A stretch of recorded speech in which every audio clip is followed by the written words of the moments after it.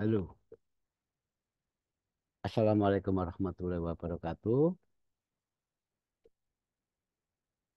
Salam sejahtera. Selamat pagi, siang, petang, dan malam sesuai dengan jam di wilayah masing-masing. Oke, di sini Pak D akan membahas Bitcoin, di mana memang request dari komunitas kita dikarenakan di luaran sana mungkin lagi rame karena siklusnya kan gitu ya, atau siklus untuk tahun 2025 ini memasuki siklus yang keempat. Jadi nanti kita bahas secara kompleks, secara detail. Sini Pak D akan menggunakan pendekatan murni teknikal, ya. Ya sebelumnya disclaimer on dulu. Ini murni teknikal dan kita pakai pendekatan Elliott Wave juga nanti dan kita kombinasikan dengan Pipo potensi dan baik ibu kita sendiri kita mempunyai paper Castle yang akan kita gunakan apakah nanti level-levelnya sesuai dengan apa yang dikehendaki kawan-kawan semua. Oke,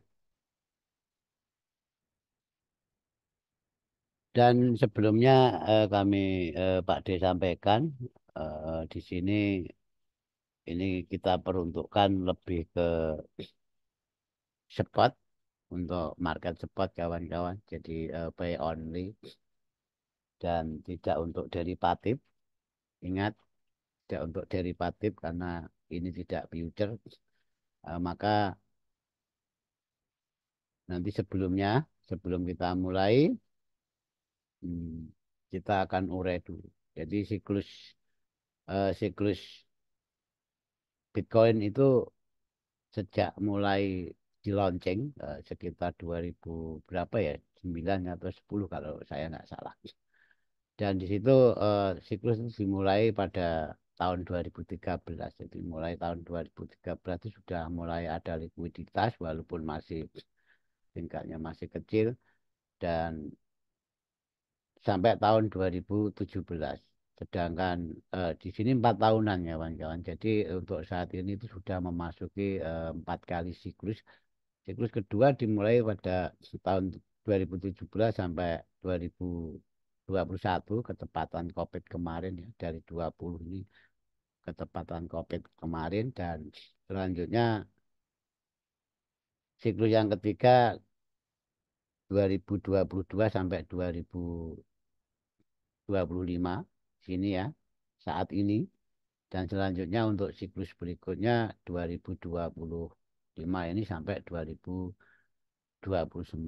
Jadi di mana setiap kenapa dikatakan siklus ya mungkin kalau menurut kacamata teknikal lebih ke historial kawan-kawan lebih ke historial di mana di saat siklus itu selalu ada ATH selalu ada ATH dan korektifnya rata-rata itu di masa-masa awal siklus. Jadi di sini tergambarkan secara detail kawan-kawan. Di sini di tahun 2017 tahun keduanya dia korektif. Jadi mulai bulannya lagi tanggal tahun maaf 2019 begitu ada breakout momentum ya kan. Nah, ini sampai ke siklus keduanya.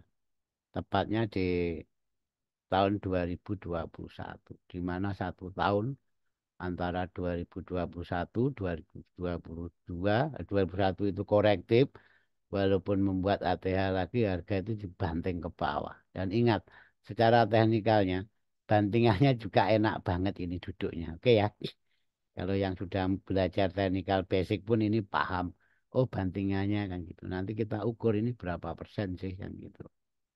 Per siklus itu berapa persen. Oke, lanjut. Eh, tahun pertama, kedua potensi di sini korektif, di sini juga korektif. Entah ini kebetulan atau tidak kawan-kawan. Begitu siklus tahun 2025 setelah membentuk ATH kemarin ya. Saat-saat ini masih 1 minggu selepas ATH ini akan koreksi kan gitu. Apakah ini akan korektif? Kalau bahasa teknikal akan pullback kan? I don't know. Tidak ada yang tahu kawan-kawan. Jadi market itu naik turun itu tidak ada yang tahu. Makanya di sini saya tekankan fungsinya kita belajar teknikal analisis itu hanya untuk entry. Perkara yang menggerakkan harga kita harus aktif. Aktif sekali membaca dari berita-berita, dari segi fundamentalnya, dari segi sentimennya. Apalagi kalau Bitcoin dari segi tweet-tweetnya di X itu, di plafon X itu sangat luar biasa. Kalau kita mau terjun ke dunia koin atau Bitcoin atau Bitcoin dan cryptocurrency lainnya sebenarnya banyak sekali. Altcoin itu banyak sekali kawan-kawan. Dan sudah di atas ribuan kalau nggak salah loh ya.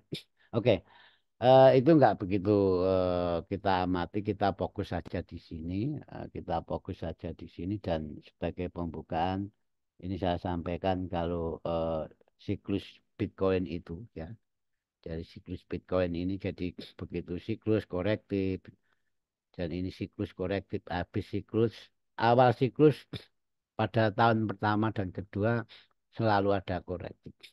Di sini saya sampaikan korektif dalam BTC ini karena ini merupakan aset kawan-kawan. Jadi lebih ke pengurangan supply. Jadi lebih ke pengurangan supply di satu sisi dan di sisi lain itu sebenarnya ada aksi taking profit. Jadi ada aksi taking profit. Oke, lanjut. Terus likuiditas BTC itu rata-rata berapa, Pak? Jadi likuiditas BTC itu rata-rata 80% kawan-kawan. Jadi sangat tinggi. Dan nanti dengan adanya semakin banyak eh, apa itu pemain atau bahasanya itu ya bukan pemain, investor yang masuk di sini akan semakin tinggi lah likuiditasnya dibandingkan dengan emas. Jadi per tahun itu BTC itu likuiditasnya itu 80%. Kalau emas itu kalau nggak salah hanya 4 sampai 10% dalam 1 tahun. Jadi untuk gold dan pertumbuhannya sendiri itu lebih dari 110%. Jadi sangat luar biasa. Memang ini aset masa depan dan bisa ada yang mengatakan itu gold 2.0 ya. Jadi atau emas digital dan di sini saya begitu ada aksi taking profit korektif, ada aksi taking profit korektif. Apakah ini akan ada aksi taking profit ya? Ya sebelumnya tadi saya sampaikan di depan kalau ini memang murni teknikal dan kita pakai gelombang Elliott wave kawan-kawan. Jadi nanti bukan berarti bermaksud apa-apa. Saya sampaikan di depan ini memang disclaimer on dan ini hanya sebagai bentuk saja apa itu request dari teman-teman dan ini kita bahas. Kalau menurut saya ini ya, sekarang pertanyaannya itu satu harus kita munculkan dulu secara teknikal. Apakah rally ini ya, rally impul ini itu sudah complete cycle? Gitu.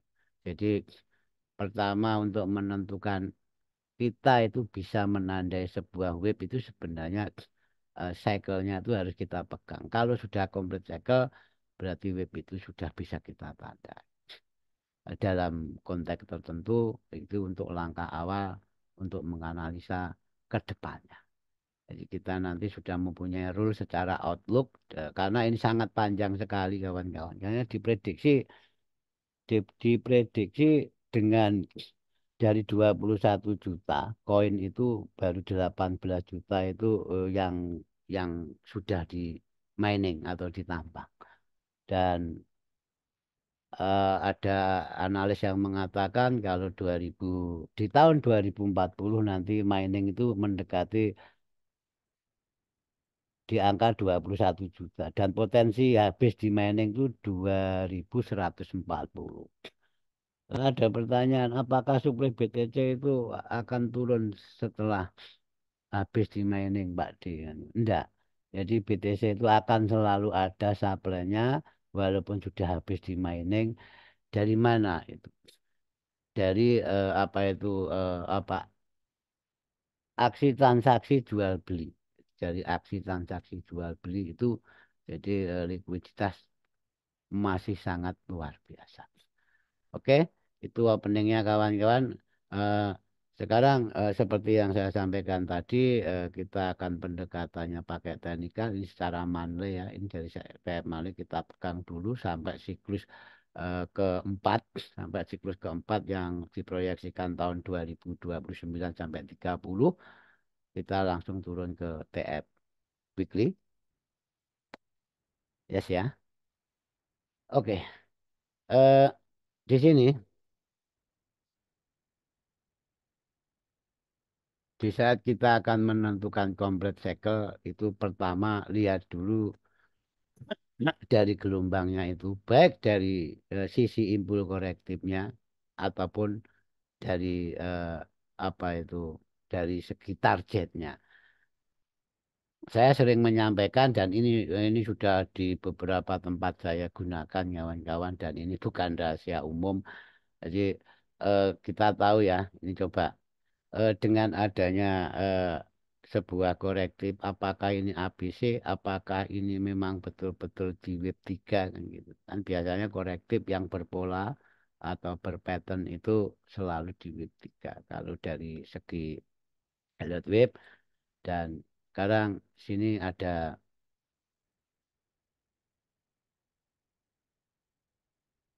bullish flag kawan-kawan ya. Ini bullish flag dan ini memang pola penerusan atau pola bullish dan sekarang kita tangkap, kita kunci dari sepihak low-nya dulu. Ini low-nya, oke. Ini tak ganti warna yang,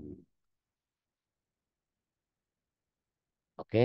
Ini low-nya dan dari panjang pole-nya, ini dari panjang pole-nya itu di sini di pucuk dari sebuah bullish flag itu kita ukur, kita ukur pakai horizontal saja, dimulai dari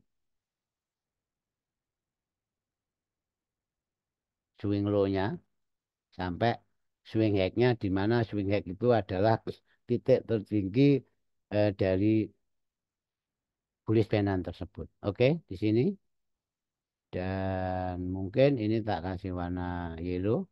Oke, sekarang kita copy.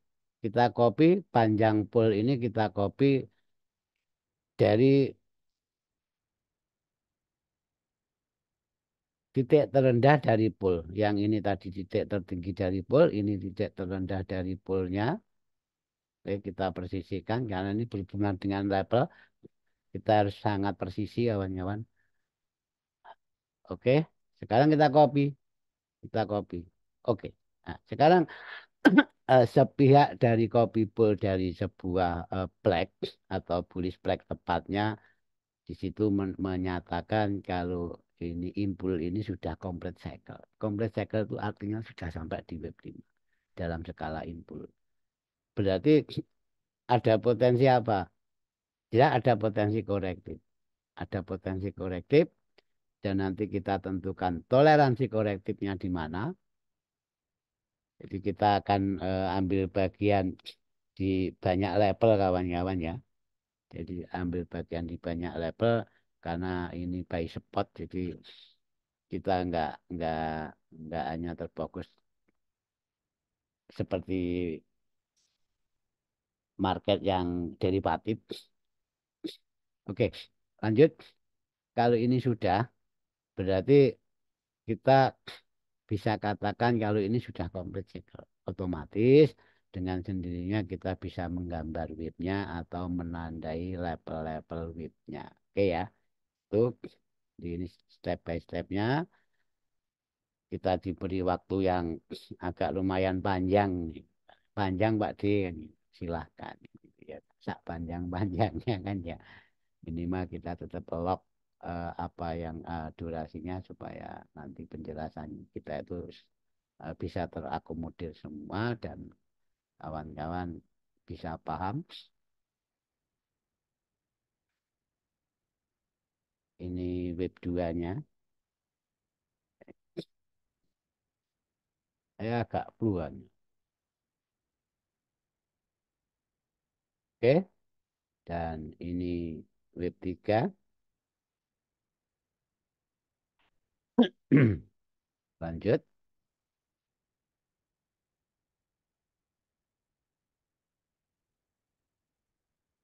4. Yang terakhir ATA kemarin menjadi web 5.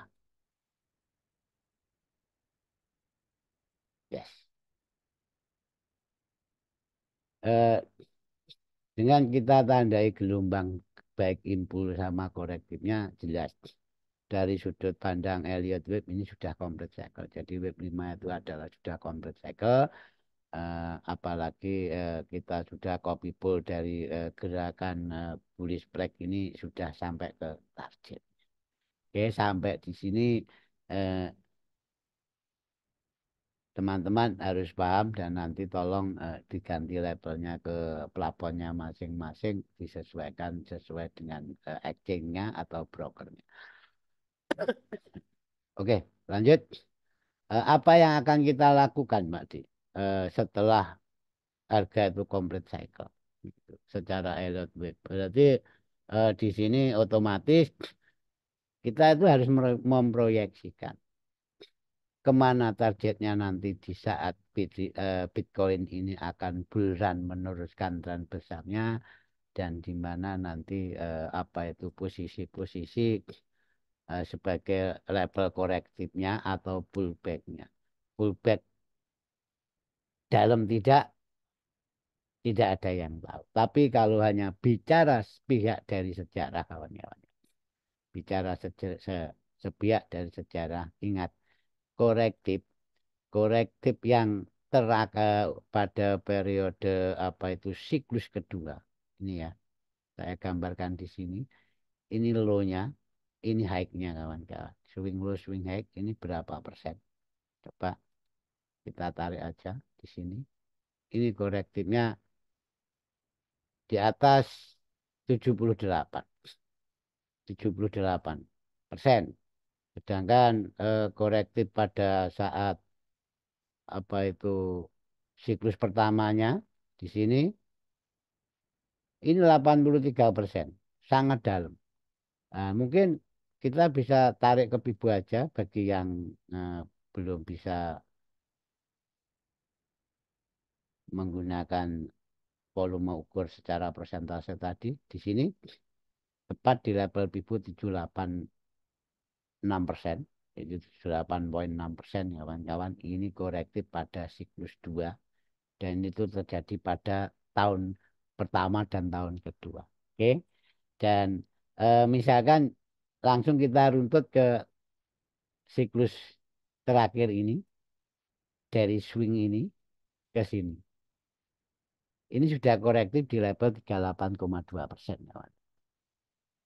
Ini setelah dia korektif atau pullback di level 38,2%, dia BTC bullrun lagi. Ingat dalam konteks technical analysis di saat korektif itu tidak dalam dia breaknya momentum market itu akan rally. Oke ya. Jadi rally-nya itu bahasanya tidak ada manipulasi. Jadi langsung rally dan ini terbukti. Sekarang di sini ya kita ngomong ini tadi 38,2%, dia begitu momentum rally itu tanpa drama secara Monday ya. Ingat, di saat dia koreksi di 78,6%, dia itu naiknya walaupun membuat ATH atau break, membuat higher high, break previous high sebelumnya, atau bahasa kerennya itu ATH, dia itu pakai membuat impul-impul kecil dulu. Jadi membuat koreksi. Jadi dari sebuah rally itu dia menciptakan base-base di sebuah perjalanannya. Demikian juga di saat siklus pertama yang kedua tadi kan 80%, si Bitcoin juga mau naik, dia tetap naik setelah break, tapi sebelum naik itu dia tetap ada pelemahan momentum bahasanya. Oke, makanya yang kemarin-kemarin kita bahas di kelas, di saat market itu koreksinya dalam ya kita tuh harus prepare di previous high sebelumnya, itu dikunci dulu sebagai targetnya. Oke.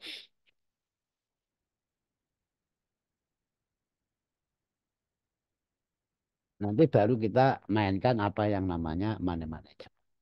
Nah, itu semua sudah pada tahu, mungkin ada yang lebih profesional selain Pak D untuk menjelaskan. Jadi di sini hanya diberi kesempatan untuk menjelaskan secara teknikal. Oke. Ingat,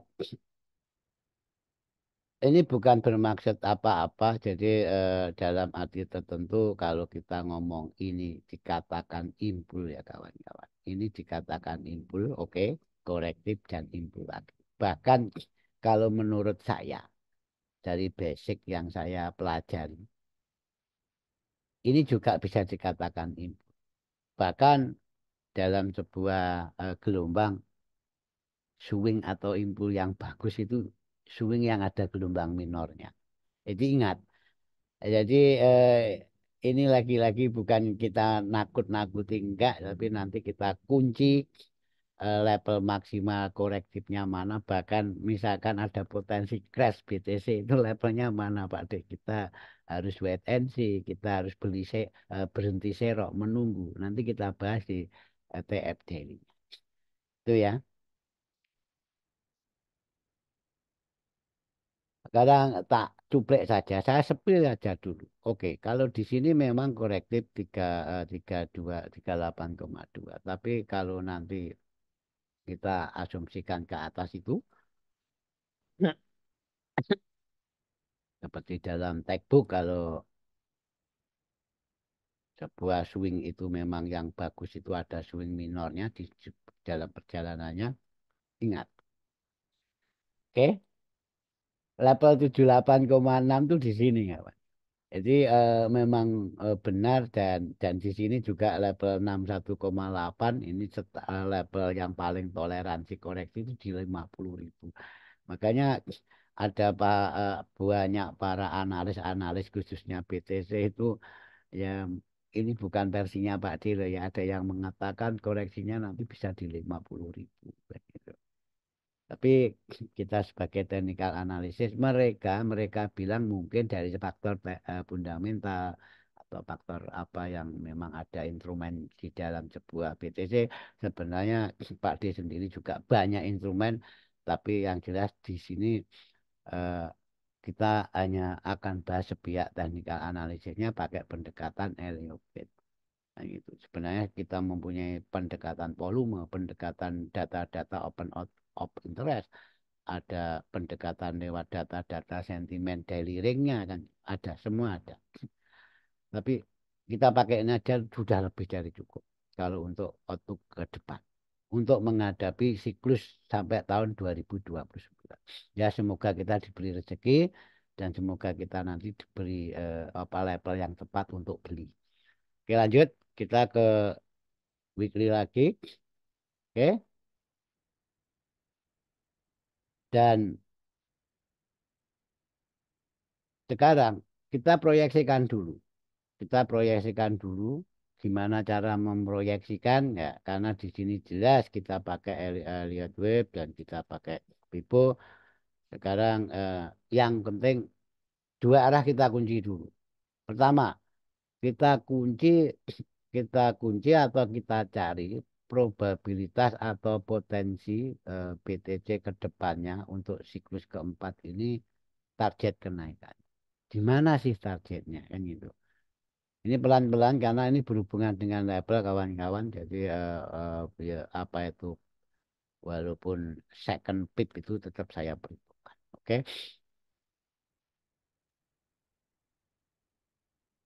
Yes. Sekarang kita mempunyai level ini. Ini Pipo Castle kawan-kawan ya. Ini Pipo Castle saya gunakan untuk menarik target atau kalau di luar sana mungkin ada yang pakai Pipo ekstensi silahkan sama saja. Yang penting angka-angkanya tetap pakai rasio Pipo dan ini jelas Pipo yang sudah kita adjust. Yes. Bahkan saya sangat terbuka ini level-levelnya itu enggak saya tutupin. Oke, itu level sini aja. Kalau ingin tahu target atasnya secara Fibonacci mana Pak D? Ini. Oke, situ. Targetnya di sono secara anu, tapi kita nggak usah bahas itu lah. Target ini saja belum terpenuhi, ngapain kita buang-buang energi untuk ke sana malah nanti kita dinina bubukkan. Oke? Itu dari skala sepihak bulannya sebagai targetnya dan di sini mungkin saya kasih rectangle saja kawan-kawannya. Saya kasih rectangle dulu supaya buat acuan lah, buat acuan kalau oh di sini berarti rectangle itu menunjukkan sebagai target kenaikan terdekatnya kan gitu. Dan ingat ini komplit ekstensinya kawan-kawan, jadi sudah saya pakai approach ekstensinya juga. Jadi bagi kawan-kawan nanti yang bingung itu level keduanya jarak kok jaraknya selalu berapa derajat di atasnya yaitu memang level-level rasio sebagai level maksimal atau ekstensinya level luarnya lah. Oke, oke. Itu ini mungkin bisa kita kasih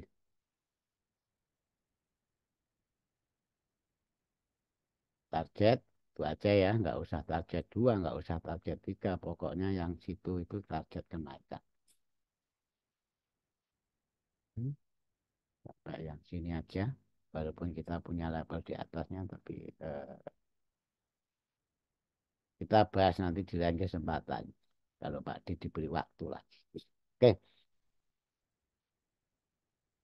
tuh saya tetap pakai Bibu kita, Bibu Bibu Castle yang sudah kita bahas jauh-jauh hari.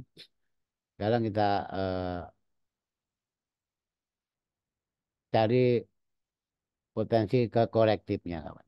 Oke, di sini kalau memang nanti kalau naiknya sudah, berarti sekarang kita fokus ke korektif-korektifnya saja.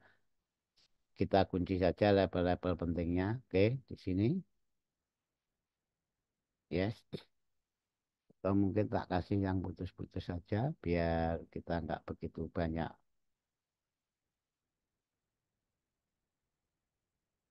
varian colornya. Ini yang 50%, ini yang 61,8. Dan ini tadi kalau memang mengacu pada siklus, ini dari swing yang paling toleran atas. Nanti kalau swing bawah, swing yang tadi kita sampaikan, kalau memang turunnya kayak siklus dua siklus sebelumnya, nanti kita adjust. Oke, yang penting kita pahami dulu. Oke, sudah.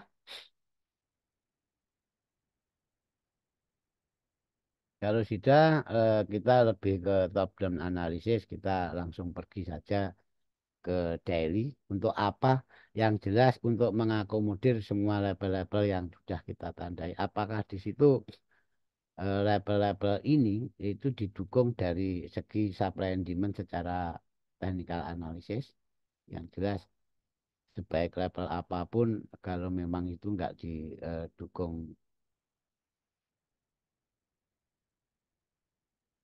support asisten kuat ya kita tetap nggak pakai.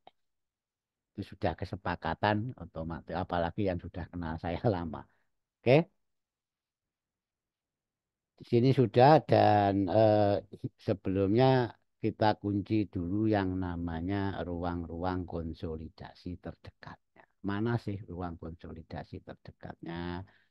Ingat, setiap ada ranging, kawan-kawan. Setiap ada ranging, area ranging itu adalah area yang wajib kita amati sebagai area konsolidasi. Di situ terjadinya sebuah kesepakatan yang belum diambil. Jadi dalam konteks Palas itu kita biasa ngomong ini adalah ruang sideways di mana buyer dan seller itu sama-sama kuat, sama-sama berkepentingan. Kalau break up, oh berarti buyer yang dominan. Kalau breakdown berarti seller yang dominan. Dan disitulah sebuah decision atau keputusan sudah diambil. Begitu ada keputusan sudah diambil berarti menghilangkan jejak histori, menghilangkan jejak histori dan jejak-jejak histori saat ditinggalkan dari keputusan yang diambil tadi akan kita jadikan level opportunity. Jadi akan kita jadikan level opportunity, kita mencari peluang di level-level yang ditinggalkan tadi. Oke ya, itu semoga paham. Seharusnya paham lah. Masa sudah tahun-tahunan di dunia ini nggak paham. Oke, lanjut. Sekarang kita urut saja dari higher high-nya, dari atas itu aja. Oke, kita kunci sebagai level ranging-nya atau ruang-ruang konsolidasinya di saat harga itu sedang sideways. Sini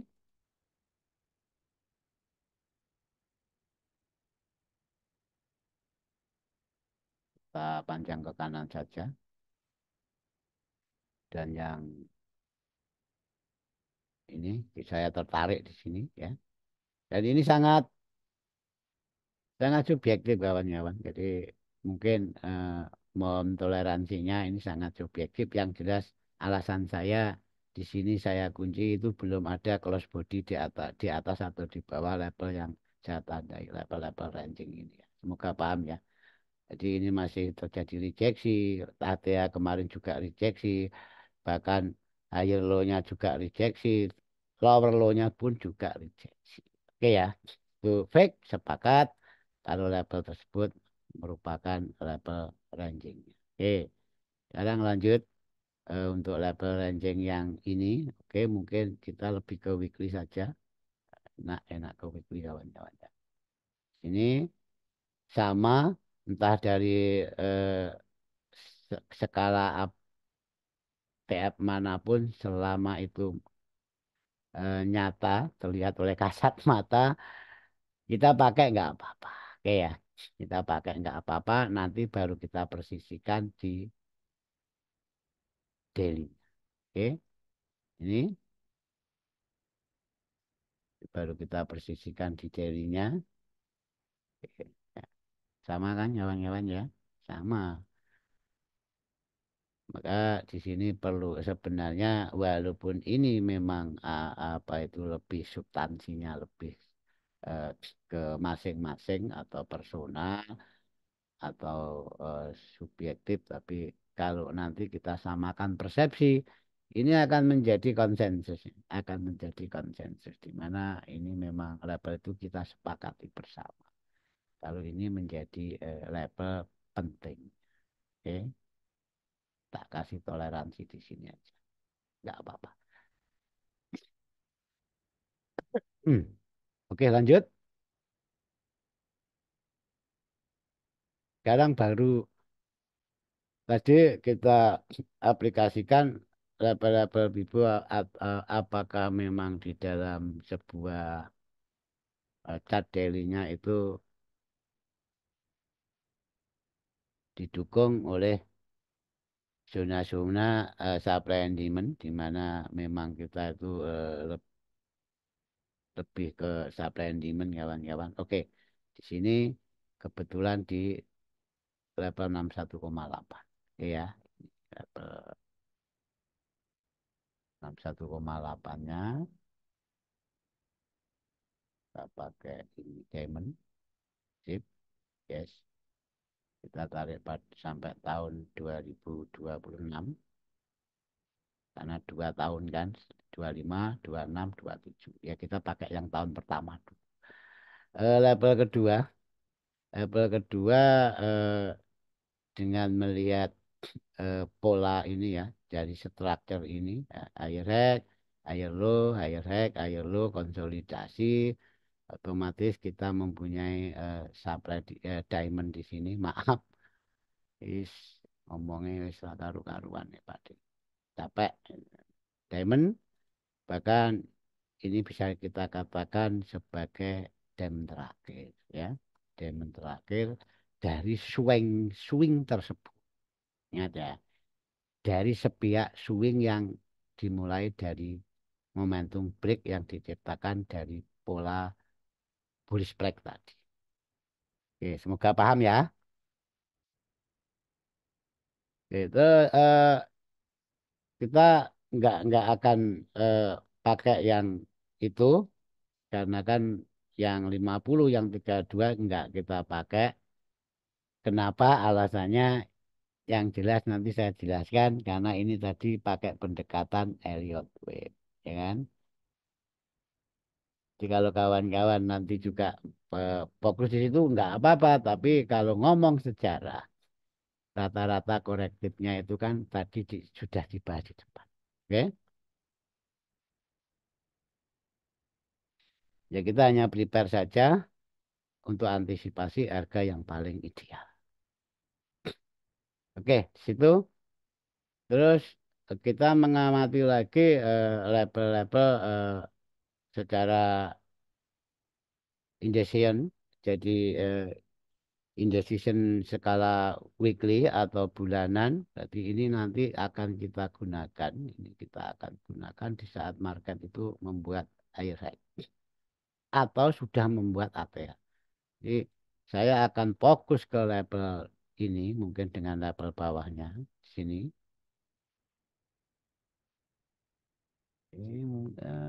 Ini berarti kita notas saja zona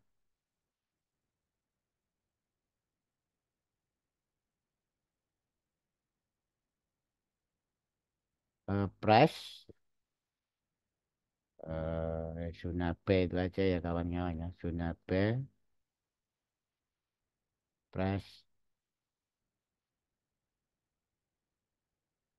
setelah breakout.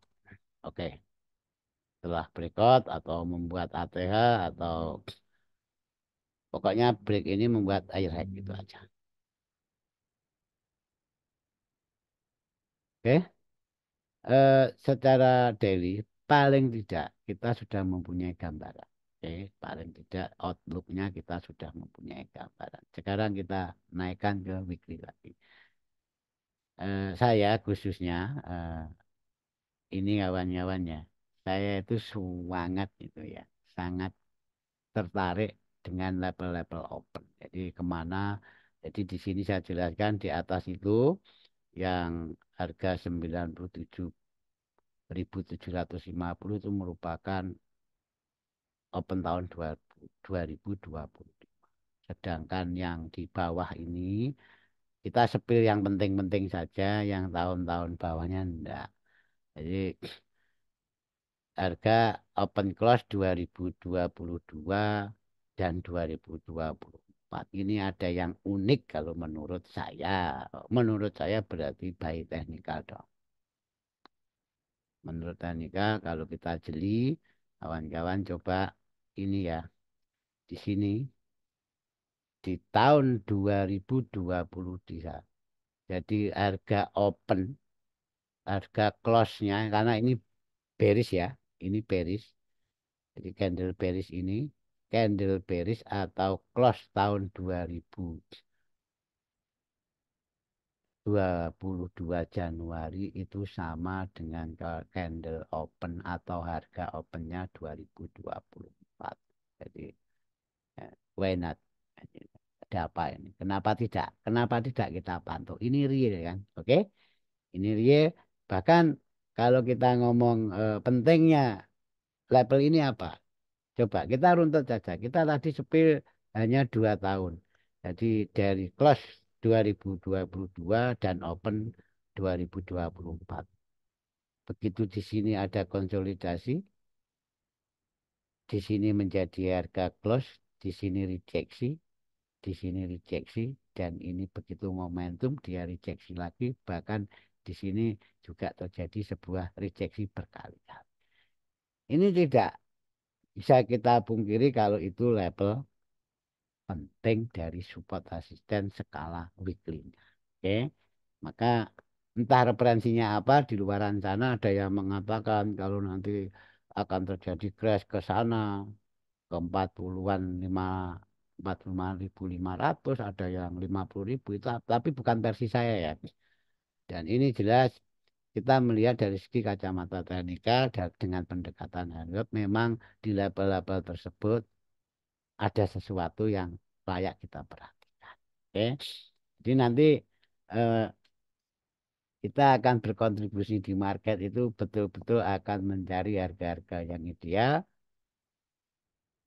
Dan di sini mungkin ada pertanyaan, kalau nunggu di bawah enggak turun dalam gimana Pak B? Kan kita kita tuh selalu mencari probabilitas dan ada proyeksi.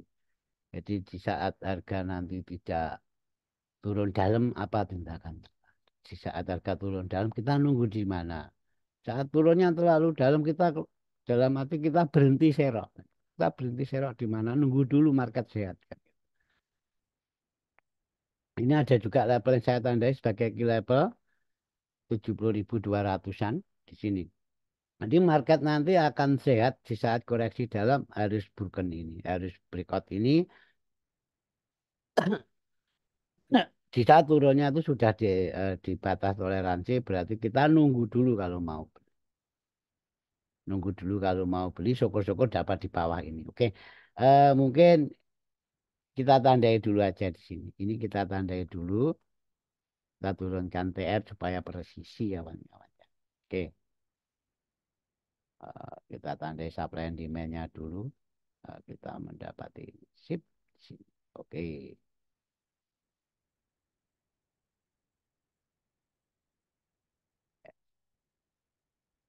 Baik, kita presisikan karena ini marking untuk tahunan.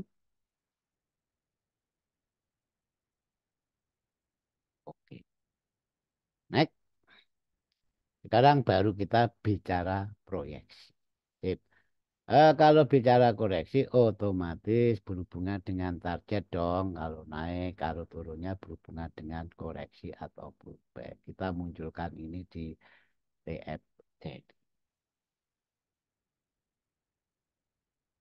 Nah, nanti jelas kita akan mencari opportunity itu pakai pendekatan harian TFT.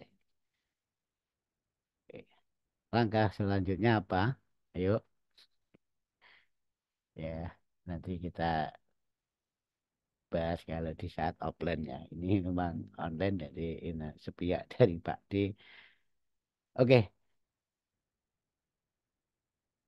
kita akan lock khusus dari area ranging yang saat market itu eh, membuat ATA kemarin, tapi kalau dari bahasa teknikal di saat komplit cycle. Jadi kita hanya akan bicara dulu market itu di zona-zona dia komplit cycle dulu. Oke, saya kunci ruang konsolidasi atas, ruang ranging atas itu sebagai resisten, yang bawah itu sebagai support, di tengah itu apa? Tengah jelas level balance dong. Ada level balance. Kalau untuk penandaan-penandaan ini Memang ini level sentimen saya masukkan ya, Bang. Di harga sekarang saya masukkan. Gitu, supaya kita lebih agak confident melihat zona. Sebagai daya dukung saja sebenarnya. Oke, kita lihat tadi sepihak dari targetnya. Target terdekatnya mana kan gitu kan. Oke, ini malah belum saya tampilkan. Ini aja. Saya tampilkan di TF rendah daily.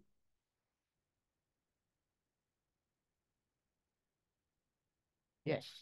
Kita kembali ke daily. Dan sekarang baru kita akan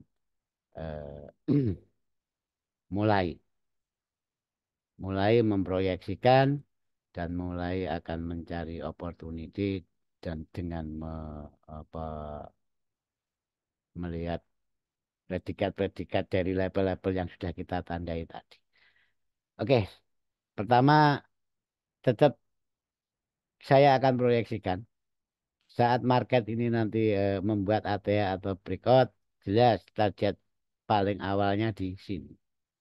Paling awal di level target itu. Di level target awal itu, ini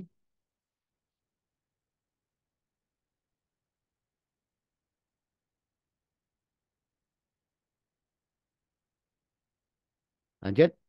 Bila mana nanti masih dibuka target berikutnya mana? Target berikutnya adalah level atasnya tentu. Oke, itu. Terus yang kedua kawan-kawan ya, di sini kok belum muncul ya. Bentar ya. Kita kembali ke weekly. Kita ambil yang ini. Kita nggak tahu agak error ini tadi. Masa nggak muncul di semua TF? Oke, di target 3 di mana di situ levelnya sekitar 2600 kawan-kawan. Jadi bila mana nanti itu masih potensi kenaikan ke sana. Di market memang tidak berjalan tegak lurus kawan-kawan. Jadi nanti memang di dalam gelombang itu selalu ada korektif. Oke, yang kita fokus, yang kita proyeksikan yang terdekat saja dulu. Lanjut, kita bicara tadi sepihak naiknya, sekarang bicara sepihak pullbacknya atau korektifnya. Jadi market itu akan koreksi, akan terkoreksi di saat broken ini. Saya lebih senang menandai seperti ini ya. Ini.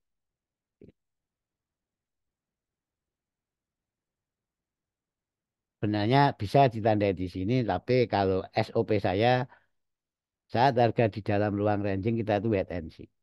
Jangan coba-coba masuk di situ. Karena itu mungkin akan terjadi sebuah penantian yang sangat panjang. Mungkin itu dan keduanya mungkin bisa kita terombang-ambing di situ. Maka pastikan dulu keputusan dibuat. Baru kita stay di market. Oke, lanjut. Langkah berikutnya apa? Sekarang di saat sebuah web itu sudah eh, ke impulnya, otomatis di situ ada korektifnya. Baik korektif itu membuat pola atau ABC atau apa, itu banyak kemungkinan. Dan ini belum belum nampak. Menurut versi saya belum nampak. Yang jelas kita pakai standar saja dulu. Kita pakai standar. Toh nanti tindakan saat broken kita ambil yang mana. Kalau korektif kita nunggu yang mana. Jadi bahasanya jangan dibolak-balik. Jadi broken kita ambil yang mana. Di saat korektif kita tunggu di mana. Itu akan lebih bijak. Oke ya, akan lebih bijak. Kita jangan jangan FOMO kawan-kawan. Eh, di sini saya akan mengamati level ini dan saya pakai pendekatan standar dulu ABC. Jadi kalau memang nanti korektif dan ini sudah jelas ya, sudah jelas bahkan ini potensi A, ini potensi B, ya, dan potensi B dan kita akan Stay di level-level bawah itu potensi C gitu ya. Ingat ini baru kita wacana potensi kawan-kawan. Jadi jangan salah kan gitu. Jangan salah dan jangan ditelan mentah-mentah. Oke di situ dan mungkin mungkin dia eh, akan membuat pola. Pola apa Pak D? Bisa membuat triangle. Jadi bisa membuat triangle di sini. Ini bisa membuat triangle kawan. Ya. Dan apa yang saya lakukan di saat market itu berpola? Oke. Kalau saya pribadi dan sering di dalam sebuah edukasi-edukasi yang saya sampaikan, karena pasar itu sekarang market itu memang banyak kepentingan di sana, banyak kepentingan. Jadi banyak kepentingan itu sebenarnya biasnya itu dua kawan. Jadi di saat market drop itu apakah ini seller masuk, apakah ini buyer taking profit itu salah satu definisinya. Itu salah satu definisinya, maka kita harus paham. Jadi nanti ada potensi triangle dan ada potensi standar ABC. Dan kalau menurut pendapat saya, pola apapun yang dibentuk oleh market, saya lebih condong memandang itu netral. Saya memang penganut pola itu netral karena pola itu menurut saya bagian dari sebuah manipulasi. Sekarang kalau kita bicara pola itu betul-betul memberikan probabilitas, banyak orang kaya dong. Ya kan? Bullish penan, baik, bearish penan, sell. Kayak kita kompresi aja. Kompresi itu ada dua. Ada kompresi yang betul-betul approach-nya bagus dan market drop dan ada GPLQ. Dan ternyata itu memang sepik ke atas gak ke bawah.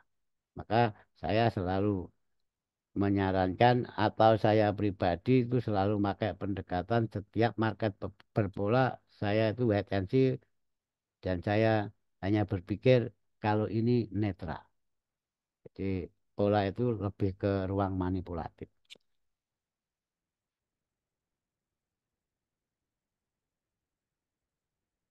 Maka di situ kita perlu proyeksikan. Jadi kita nggak boleh kaku, nggak boleh ini harus naik, harus turun. Enggak seperti itu yang betul. Kalau memang mungkin ada yang mengatakan sangat confident ke sana ya silahkan. Tapi kalau saya enggak. Jadi saya itu bisa sikap kita kalau nanti itu breakout apa, sikap kita kalau nanti itu korektif apa kan gitu. Itu kayaknya lebih enak. Oke, kawan-kawan ini saya hapus saja yang untuk potensi triangle. Toh itu pun belum terjadi. Nanti sambil jalan kita lihat, oh ini kalau triangle berarti seperti yang dikatakan Pak Adi. Kalau ABC, oh ini juga sudah dibahas Pak Adi kan gitu. Lanjut,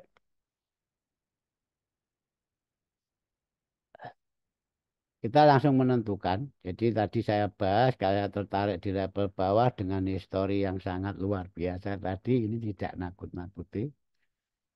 Bahkan ini juga sangat berguna sekali bagi eh, teman-teman yang belum masuk ke Bitcoin atau cryptocurrency lainnya.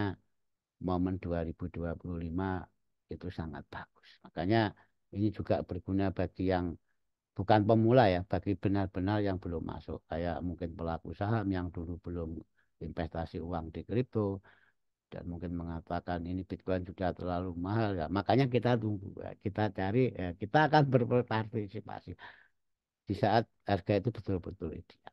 Tidak ada bahasa terlambat di dalam sebuah market. Jadi untuk saya pribadi juga mikir saya akan eh, masuk di saat betul-betul sesuai dengan setup. Kalau nggak sesuai dengan setup, saya lebih nunggu breakoutnya. Dan itu kayaknya lebih clear lah. Oke,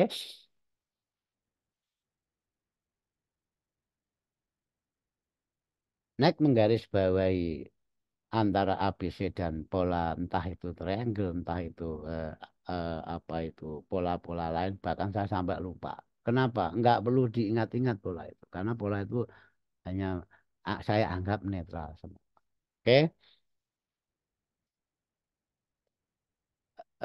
Next saya akan mengamati di sini satu. Ini Satu memang didukung di level dan kedua ingat seperti di atas ini area rangingnya flag penan tadi.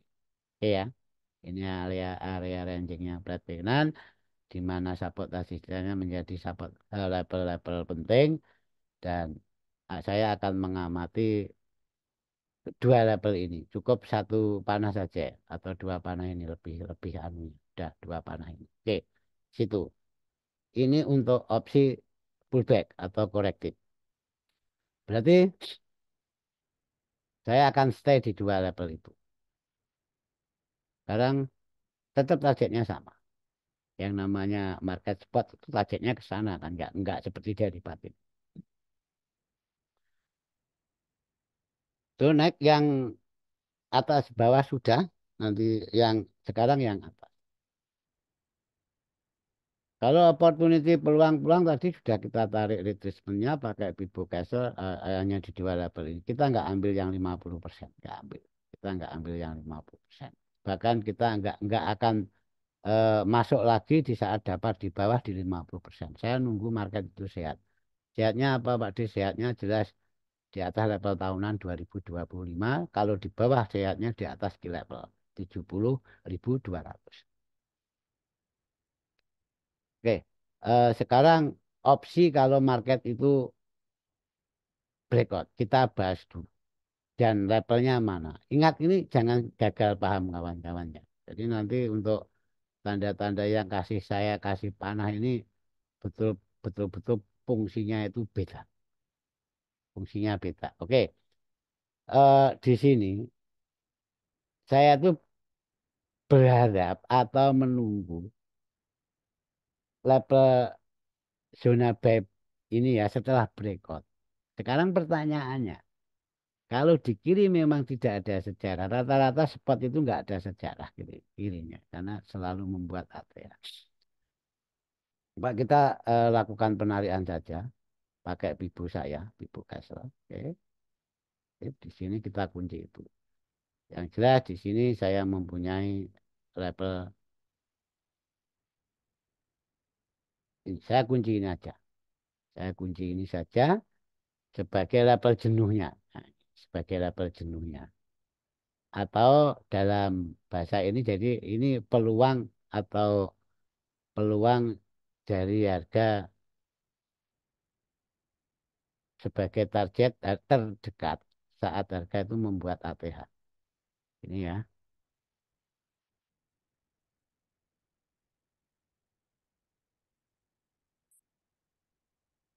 Kita tuh kasih notas momentum satu saja. Di sini jadi saya akan menggunakan dua level ini, dua level ini. Satu zona tengah itu balance tadi yang didukung level indecision weekly dan yang kedua level tahunan bawah yaitu open 2025. Saya hanya akan menggunakan dua level ini untuk buy di saat harga membuat ATH. Baik ATH di momentum satu atau bahkan ATH di target ini. Oke ya. Jadi ada dua dan ini tidak akan saya panah semuanya, nanti membuat banyak panah dan kita bingung. Jadi toh ujung-ujungnya kita hanya memantau level itu di saat breakout terjadi. Sebelum breakout terjadi kita nggak akan memanfaatkan level ini. Oke, di sini potensi di sini ya. Ini ngomong semua potensi karena belum terjadi. Bahkan bisa di atas sono. Kita pakai yang paling dekat saja. Toh di sini juga market sudah membuat ATH. Dan saya akan mengamati pertama level ini. Saya akan ambil di sini. Oke, tuh akan ambil di situ. Dan yang opsi dua adalah opsi di level tahunan 2025 open. Stop sama pendekatannya harga membuat ATA atau breakout higher high ini kita ambil di 2025 open sebagai level kita masuk market. Oke ya. Semoga paham kawan-kawan. Ini sesuai dengan proyeksi pertama ke target satu. Nah, untuk berikutnya, ya targetnya terus kita ke sana. Nah, gitu. Targetnya ke sana walaupun market tidak berjalan lurus, tetap impul korektif. Oke. Dengan adanya market sudah membuat daya rate dan ATH baru, baik di sini atau di sini, setelah kita kunci ini, berarti level-level yang resisten atas ini sebagai level tahanan baru, kawan-kawan. Jadi lebih aman. Oke ya. Eh, Mungkin ini ada potensi yang mungkin ya, tapi ingat kita nggak akan gambar semua. Ini potensi menuju target dulu, tapi harga itu akan terkoreksi dan ke target berikutnya. Kalau sudah seperti ini, jelas kita nggak akan membidik ini menjadi target satu. Kita langsung setel ke target berikutnya. Oke ya, kita kasih yang putus-putus saja kawan-kawan, supaya nanti nggak gagal paham. Bahkan warnanya mungkin tak ganti. Oke. Kalau harga keburu ke target, berarti kita tunggu di level median melihat reaksi harga. Lanjut, ini yang atas sudah, sekarang yang bawah. Sekarang kalau yang bawah itu lebih enak, karena memang itu harga-harga korektif itu harga yang sangat ditunggu banyak orang.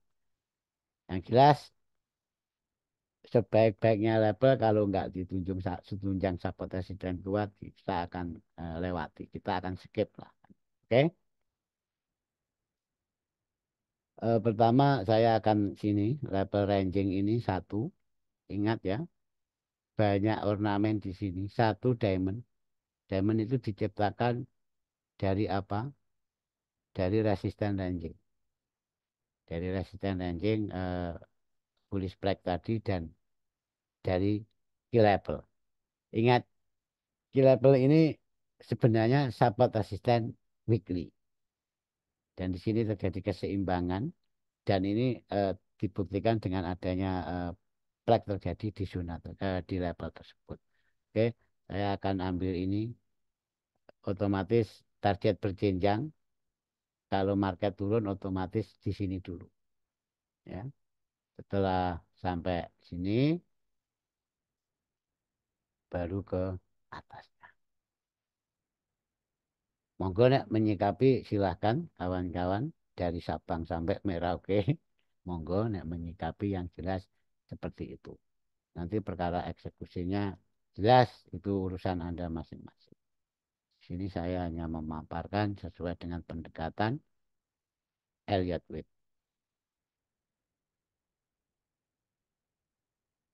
Oke, dan lanjut. Ini ya untuk panah lanjutannya nggak perlu saya jelaskan. Dan sekarang level last diamond ini atau diamond terakhir otomatis akan sangat kita pantau. Tapi ingat kawan-kawan, sebenarnya kalau sudah di sini itu kita stay dulu. Kalau mau masuk lagi itu harga itu harus broken dulu level tahunan. Biar sehat dulu. Karena kan ini koreksinya sudah tidak toleransi. Toleransi korektif itu kalau menurut saya di 61,8% ini di diamond atas itu seperti yang saya sampaikan di saat market koreksi terlalu dalam itu biasanya mau ke previesek itu juga berliku-liku jalannya. Jadi bahasanya itu pakai drama dulu. Jadi biar sehat dulu. Kalau saya mengunci level tahunan. Bila bukan level tahunan itu baru kita itu boleh masuk lagi. Paham ya? Semoga paham ya. Kalau nggak paham ke apotek terdekat beli Panadol gitu ya. Dan ini yang mungkin bagi saya pribadi juga ngeri-ngeri sedap ya. Ngeri-ngeri sedap. Apakah nanti memang ada market crash dan di luaran sana ada yang mengatakan bila mana nanti BTC ke 50.000 ke 45 42.500 kita hanya notos saja. Tapi yang jelas bila mana itu terjadi apa yang akan kita lakukan kan gitu kan. Maka Jadi selepas last diamond ini kita sudah, saya pribadi nggak akan ada aksi buy. Ini aksi buy saya terakhir di dalam sebuah swing ini. Swing low sama higher high ini ya. Jadi semurah apapun saya nggak ada aksi buy. Kalau ini bukan derivatif. Kalau derivatif jelas kita switching kan gitu. Tapi saya nunggu apa yang dikatakan di luar sana rumornya. Tapi kita mempunyai level itu betul-betul beralasan. Bahkan level ini kan juga saya temukan. Jadi saya akan nunggu di level tahun close tahun 2022 dan kebetulan itu harganya sama dengan open tahun 2024. Oke, saya nunggu. Jadi saya akan buy di sini. Buy di sini, tapi ingat untuk target jangka pendeknya kita harus sabar. Yang jelas nunggu sehat dulu. Mau ada gerakan masuk market lagi, kalau bahasa ada yang mengatakan re-entry lah. Biar sehat dulu. Ukurannya sehat apa? Broken key level ini. Broken key level, breakout key level atau breakout apa itu high dari ranging bullish break tadi, baru kita masuk lagi. Di sini juga nunggu sehat yang kedua lagi. Jadi ini level-level memang level-level eh, sehatnya market. Jadi mungkin nanti biar paham oh memaknai panahnya Pak Di itu gini. Itu kawan-kawan ya. Eh, ini mungkin tak ke apa itu outlooknya ke daily atau ke weekly atau mungkin tak tampilkan juga di mingguan supaya teman-teman nanti bisa paham. Oh ini skala mingguannya ini skala hariannya. Yang jelas pakailah TF Daily kawan-kawan untuk sebuah konfirmasi saat mau masuk market. Mana lagi yang belum? Oh, ini ya kali ya. Sudah, ya. Sebentar ini. Sip, kita ke weekly, langsung ke sini. Oke, ini gambaran outlook, outlook dari BTC, di mana kita menyikapi dari siklusnya yang memang tahun ini memang tahun yang sangat penting, sangat penting atau sangat urgent bagi yang sudah punya posisi. Jadi yang sudah punya posisi silakan itu hak Anda masing-masing. Anda akan bisa menentukan sikap. Oke, itu dari Pak D. Salam untuk keluarga. Jumpa lagi di next sesi kalau kita masih diberi kesempatan dan wassalamualaikum warahmatullahi wabarakatuh.